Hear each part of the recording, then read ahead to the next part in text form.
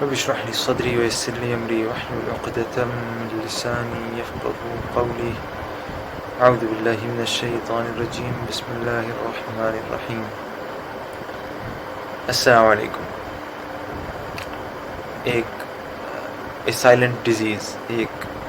بہت چھپی ہوئی بیماری ہماری سوسائٹی میں، جس طرح سگریٹ نوشی، نشہ آور چیزیں ہماری سوسائٹی کے اندر تباہی مچا رہی ہیں، ایک بہت ہی سٹل اور چپ طریقے سے، اس طریقے سے ایک ایسی بیماری جو ہمارے معاشرے میں پھیلی ہوئی ہے، جس کو شاید زیادہ تر لوگ بیماری سمجھتے بھی نہیں، اور وہ یہ ہے کہ سوشل میڈیا پر، یوٹیوب پر، انسٹاگرام پر، فیس بک پر، جتنے بھی سوشل میڈیا کے پلیٹ فارمز ہیں، اس پر جو لوگ اپنی پرائیویٹ زندگی کے خاص طور پر وہ لمحات شیئر کر رہے ہیں جہاں پہ وہ انٹرٹینمنٹ میں حصہ لے رہے ہیں، جہاں وہ کسی بھی طریقے سے اپنی نعمتوں کی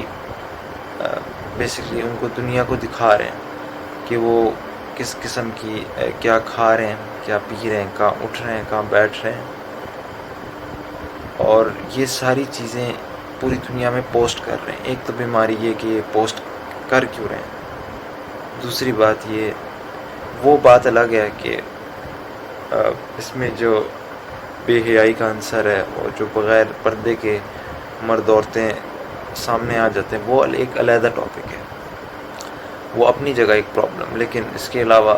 یہ چیزیں پوسٹ کرنا، اور سب سے بڑی بیماری وہ جو لوگ ان کو دیکھ رہے ہیں، ان کو ویورشپ دے رہے ہیں، ان کو کمنٹس دے رہے ہیں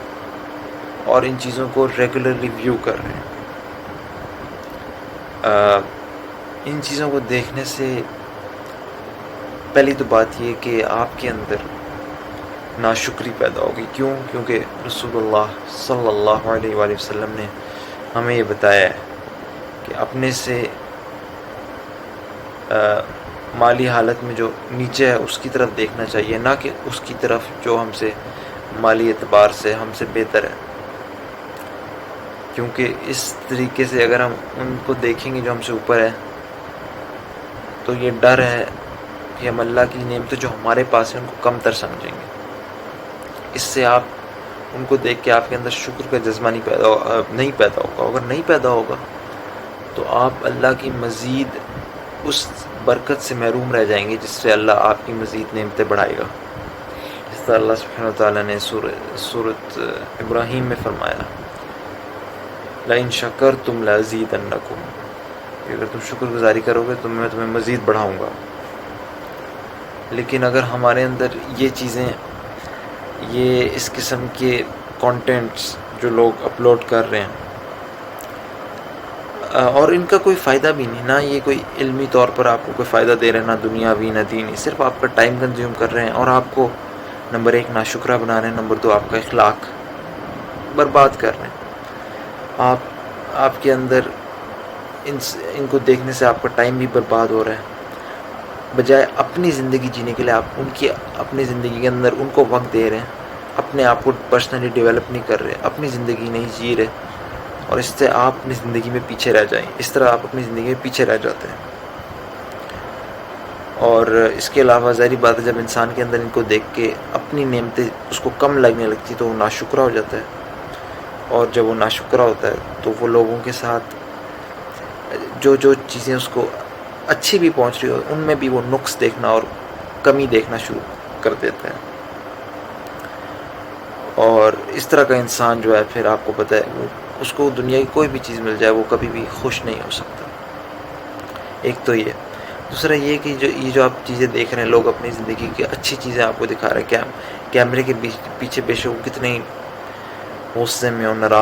یا کتنے ہی ناراض ہوں، کتنے ہی پریشان ہوں، کتنی مصیبت میں ہوں، کیمرے کے سامنے آ کے مسکرا دینے سے ان کی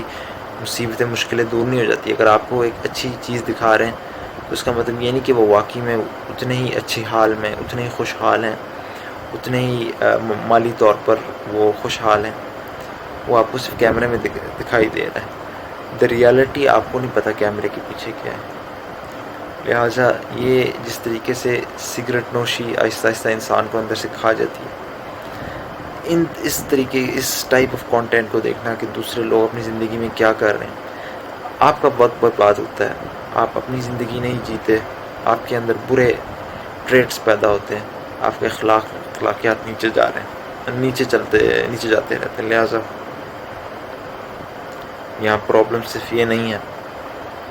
کہ بے حیائی اور فحاشی اور وقت کا ضیاع، بلکہ یہاں پرابلم یہ بھی ہے کہ آپ شکرے ہوتے جا رہے ہیں اور آپ بد اخلاق ہوتے جا رہے ہیں۔